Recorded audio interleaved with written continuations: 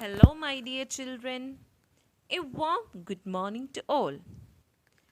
In the last class, we started learning a new chapter that is atoms and molecules, isn't it? Today, we are going to learn about atoms. We already discussed about how scientists starts believing that atoms exist, isn't it? So, what is an atom? Atoms are fundamental building blocks in chemistry, just like the cake we eat.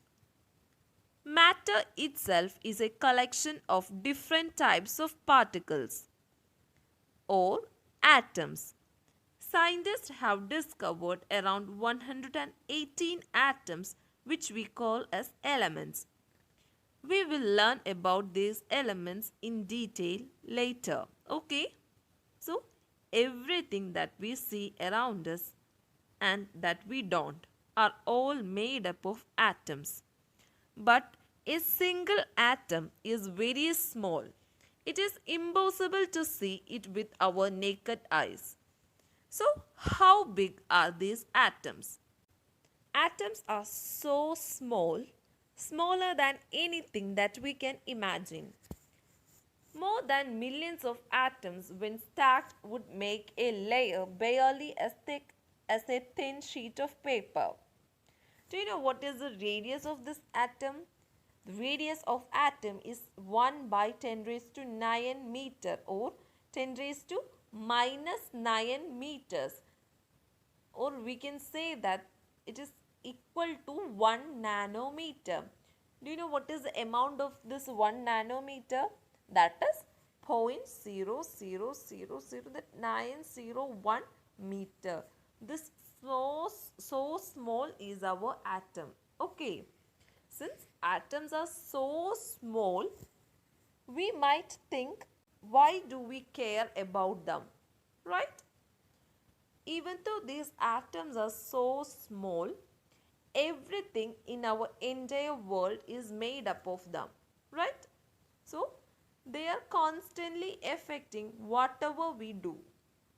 Using modern technologies, we can produce magnified images of surface of elements showing atoms. We know that the elements, these are made up of atoms, right?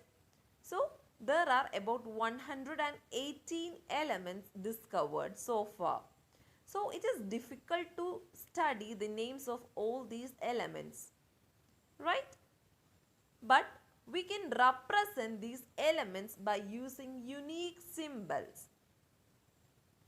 John Dalton was the first scientist to use the symbols for atoms. He knows that every element is made up of same kind of atoms and atoms are spherical. So, he represented every element by circle. These are the representation or these are the symbols created by John Dalton. You can see here, these are the symbols that was created by John Dalton. Here we can see the hydrogen, carbon. For hydrogen in circle he put a dot, and for carbon he colored it black. Then oxygen he put just a circle. Then for iron he put I inside it. For silver he put S inside the circle. Then you can see the symbol for mercury, gold, platinum, copper, all that you can see. But are these symbols easy to remember? Absolutely not, right? So, scientists thought of changing these symbols and use some symbols which are easy to understand and remember. So, after this, John Dalton, Berzelius was the one who suggested that symbols of elements must be made from one or two letters of the names of the elements. Initially, the names of elements were derived from the names of places where they were found. For example, the element copper was derived from Cyprus. Then, some names were taken from specific colors. For example, Gold was taken from English word meaning yellow. So there were several ways of naming.